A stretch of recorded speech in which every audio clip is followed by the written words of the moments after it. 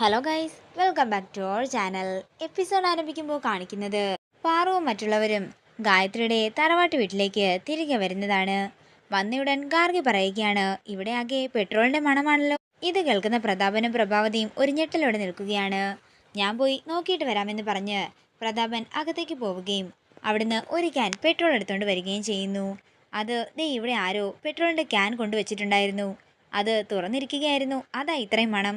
ഇത് കേൾക്കുന്ന എല്ലാവരും അത് കാര്യമാക്കാതെ അകത്തേക്ക് പോവുകയാണ്. തുടർന്ന് പ്രഭാവതി പ്രതാപനോട് പറയുകയാണ്, പാർവതി നമ്മൾ വിചാരിച്ചതുപോലെയൊന്നുമല്ല.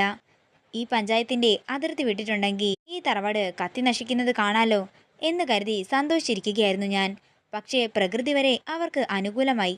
അതൊക്കെ കാണുമ്പോഴാ എനിക്ക് സംശയം തോന്നുന്നത് എന്നൊക്കെ പ്രഭാവതി പറയുന്നു. അതേസമയം ഗായത്രിയുടെ ഫോട്ടോയ്ക്കരികിൽ ചെന്ന് നന്ദി പറയുകയാണ് പാറു. ദേവമ്മ എനിക്ക് ദർശനം തന്നതിന് നന്ദിയുണ്ട്. ഇപ്പോൾ ഞങ്ങൾ ഇങ്ങോട്ടേക്ക് തിരികെ വരാൻ ഇടയായിട്ടുണ്ടെങ്കിൽ എനിക്ക് ഉറപ്പാണ് ഇവിടുന്ന് ദേവമ്മയുടെ വിരലടയാളം ഞങ്ങൾക്ക് കിട്ടിയിരിക്കും. എന്താണെങ്കിലും ഞാനത് തേടിയിരിക്കുമെന്ന് പാറു പറയുമ്പോൾ അങ്ങോട്ടേക്ക് മണിക്കുട്ടൻ വരികയാണ്. പാറു, നിങ്ങൾ പോയി കഴിഞ്ഞപ്പോൾ ഇവിടെ കുറച്ച് സംഭവങ്ങൾ ഉണ്ടായി. മുഖം മറച്ച കുറെ പേര് വന്ന് വീടിന് ചുറ്റും പെട്രോൾ ഒഴിക്കുകയായിരുന്നു.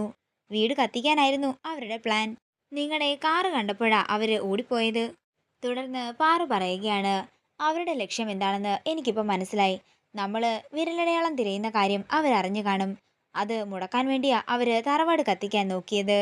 ദേവമ്മയുടെ വിരലടയാളം ഇവിടെ തന്നെയുണ്ട്, അതെനിക്ക് ഉറപ്പാണെന്ന് പാറു പറയുമ്പോ എനിക്കും അങ്ങനെ തന്നെയാ തോന്നുന്നതെന്ന് മണിക്കുട്ടനും പറയുന്നു. കള്ളൻ കപ്പലിൽ തന്നെയാ മണിക്കുട്ട എന്ന് പാറു പറയുമ്പോ മണിക്കുട്ടൻ പറയുകയാണ്, എനിക്കാളെ മനസ്സിലായി, പ്രഭാവതി അമ്മ തന്നെയാ ഇതിന്റെ പിന്നില്. നീ എന്താ മണി അങ്ങനെ പറഞ്ഞതെന്ന് പാറു ചോദിക്കുമ്പോ മണിക്കുട്ടൻ പറയുകയാണ്, പാറു, നിങ്ങൾ ഇങ്ങോട്ടേക്ക് വരുന്നെന്ന് പറഞ്ഞപ്പോഴേ പ്രഭാവതി അമ്മ നിങ്ങളെ തടഞ്ഞതല്ലേ. കൂടാതെ മാജിക് ബോക്സിന്റെ പേര് പറയുമ്പോഴേ അവർക്കുണ്ടാകുന്ന ഭയം നീ ശ്രദ്ധിച്ചിട്ടില്ലേ? ഇതുവരെ നടന്നതൊക്കെ നീ ചിന്തിച്ചു നോക്ക്. അപ്പോ ഇതിന്റെ പിന്നിലെല്ലാം പ്രഭാവതി അമ്മയാന്നേ നിനക്ക് മനസ്സിലായിക്കോളും.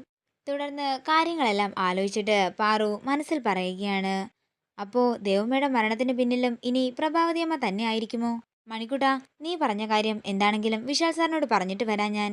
വേണ്ട പാറു, ഇപ്പൊ നീയൊന്നും വിശാൽ സാറിനോട് പറയണ്ട. അമ്മയുടെ ഓർമ്മകൾ നിറഞ്ഞു നിൽക്കുന്ന ഈ വീട് ആരെങ്കിലും കത്തിക്കാൻ ശ്രമിച്ചെന്നറിഞ്ഞാലേ വിശാൽ സാറിന് അത് സഹിക്കാനാകില്ല. ഏതായാലും വീട് കത്തി നശിച്ചില്ലല്ലോ. അപ്പോ ഈ കാര്യം നീ മാത്രം അറിഞ്ഞാ മതി. നീ എത്രയും പെട്ടെന്ന് ദേവമ്മയുടെ വിരലടയാളം കണ്ടെത്താൻ നോക്ക്. അത്രയും പറഞ്ഞുകൊണ്ട് മണിക്കുട്ടൻ അവിടെ നിന്ന് പറന്നു പോവുകയാണ്. അതേസമയം പാർവതി എന്ന് വിളിച്ചുകൊണ്ട് ഗാർഗി അങ്ങോട്ടേക്ക് വരുമ്പോ പാറു പറയുകയാണ്, ഗാർഗി, നാളെ ഭൂമി പൂജ കഴിയുന്നതുവരെ നമുക്ക് സമയമുള്ളൂ. ഇവിടെ എന്താണെങ്കിലും ദേവമ്മയുടെ വിരലടയാളം ഉണ്ടെന്ന് എനിക്ക് ഉറപ്പാണ്. നീയും കൂടി സഹായിക്കണം. നമുക്ക് ഇപ്പൊ തന്നെ തിരയാൻ തുടങ്ങാം. അത് പിന്നെ പാർവതി, നമ്മൾ തിരഞ്ഞിട്ട് ഒന്നും കിട്ടാഞ്ഞതല്ലേ എന്ന് ഗാർഗി പറയുമ്പോൾ എന്താണെങ്കിലും നമുക്ക് കിട്ടിയിരിക്കുമെന്ന് പാറുവും പറയുന്നു. തുടർന്ന് അവർ രണ്ടുപേരും കൂടി കൈരേഖ തിരയുന്നതാണ് കാണിക്കുന്നത്. പിന്നീട് കാണിക്കുന്നത് പല്ലവിയാണ്. പല്ലവി പറയുകയാണ്, ഇത്രയും സൗന്ദര്യമുണ്ടായിട്ടും വിപിൻ സാറ് എന്നെ ഒന്ന് നോക്കുന്ന പോലും ഇല്ലല്ലോ. അപ്പോഴാണ് പൈപ്പിലെ വെള്ളം തീരുന്നത്. തുടർന്ന് മുഖത്ത് സോപ്പ് തേച്ചുകൊണ്ട് വിപിനെ വിളിക്കുകയാണ് പല്ലവി. വിപിൻ വെള്ളവുമായിട്ട് വരുമ്പോ വിപിനെ ബലമായി കെട്ടിപ്പിടിക്കാൻ ശ്രമിക്കുകയാണ് പല്ലവി. തുടർന്ന് പല്ലവിയെ തട്ടിമാറ്റിക്കൊണ്ട് വിപിൻ അവിടെ നിന്ന് പോകുന്നു. നേരം പുലർച്ചെയാകുന്നു. പിന്നീട് കാണിക്കുന്നത് പാറുവിനെയും വിശാലിനെയുമാണ്.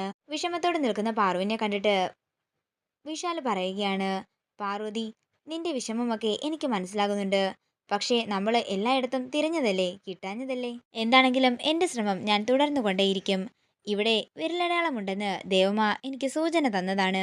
നമുക്കിപ്പോൾ എന്താണെങ്കിലും ഭൂമി പൂജയ്ക്ക് പോകണം. താൻ റെഡിയാകാൻ നോക്കെന്ന് പറഞ്ഞ് വിശാല് അവിടെ നിന്ന് പോകുന്നു. പിന്നീട് കാണിക്കുന്നത് പ്രഭാവതിയെയും പ്രതാപനെയുമാണ്. പ്രതാപനോട് പ്രഭാവതി പറയുകയാണ്, പ്രതാപ, നമ്മൾ എന്താണെങ്കിലും ഇനി കൂടുതൽ സൂക്ഷിക്കണം. ചേച്ചി, ഇന്നലെ രാത്രിയും അവര് മുഴുവൻ അരിച്ചു പെറുക്കിയതാ, എന്നിട്ടും ഒന്നും കിട്ടിയില്ലല്ലോ. ഇന്നിപ്പോ ഭൂമി പൂജ കഴിഞ്ഞ് നമ്മൾ ഇറങ്ങുകയും ചെയ്യും. പക്ഷേ അത്രയും സമയത്തിന്റെ ഇടയ്ക്ക് പാർവതി എന്തൊക്കെ ചെയ്തു കൂട്ടുമെന്നേ നമുക്ക് ചിന്തിക്കാൻ പോലും കഴിയില്ല പ്രതാപ. അത്രയ്ക്കും ബുദ്ധി രാക്ഷസിയാണ് അവളെന്നൊക്കെ പ്രഭാവതി പറയുകയാണ്. ഇതോടുകൂടി ഇന്നത്തെ എപ്പിസോഡ് ഇവിടെ തീരുകയാണ്. വീഡിയോ ഇഷ്ടമായെങ്കിൽ മറക്കാതെ ലൈക്ക് ചെയ്യുക, ഷെയർ ചെയ്യുക, കമന്റ് ചെയ്യുക. കൂടുതൽ സീരിയൽ അപ്ഡേറ്റ്സിനായി മറക്കാതെ സബ്സ്ക്രൈബ് ചെയ്യുക നയൻസ് ക്രിയേഷൻസ്.